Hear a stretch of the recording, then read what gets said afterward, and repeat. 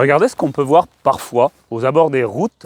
C'est ce qu'on appelle un calvaire, et c'est ce qu'on peut qualifier de petit patrimoine. Il ne s'agit pas d'un monument historique classé, mais qui le mériterait parce que je trouve qu'il est quand même assez beau. Après, ça dépend de son histoire, il faut que la demande soit faite aussi. C'est vraiment aussi une qualification administrative, le classement, une protection. Je vais vous parler brièvement tout de même quand même de sa fonction. Et donc un calvaire, c'était utilisé dans le cadre de processions. Et même moi qui commence à être vieux, j'ai jamais connu ça, même dans les années 80. Il est assez court mais assez large, j'arrive pas vraiment à le dater, donc je ne sais pas si toi tu peux m'aider. Il y en a beaucoup qui datent du 19e siècle. Et là en fait il y a une particularité que je vais vous montrer, c'est qu'il n'a plus de tête. Et ça c'est certainement un indice qui peut permettre de dater, parce qu'à la Révolution française, on a bûché énormément de choses, on a détruit en fait beaucoup de têtes, beaucoup de statues catholiques pour essayer en fait d'étêter le pouvoir, parce que l'Église était très puissante encore à l'époque sous l'Ancien Régime. Aussi beaucoup de signes nobles aussi, appartenant à la noblesse.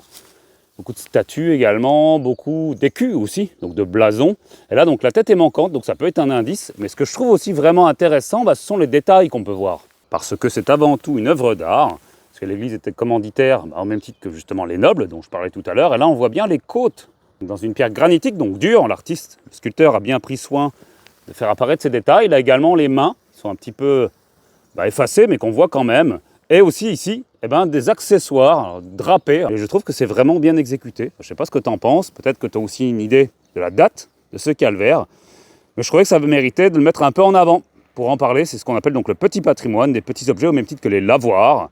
Mais pas que. On a parfois ce qu'on appelle des bubons pesteux sur le fût, qui est assez large là, qu'on n'a pas ici, qui permettent de dater au XVe siècle. Et en fait, c'était installé pour remercier le Seigneur d'avoir épargné la ville ou le village contre la peste, d'où les bubons pesteux.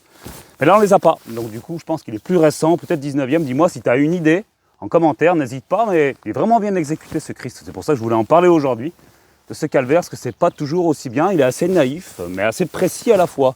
Et donc pour moi, il est plus ancien que le 19e, le 18e certainement, parce qu'il manque la tête. Voilà, c'était une petite analyse aujourd'hui. À tantôt.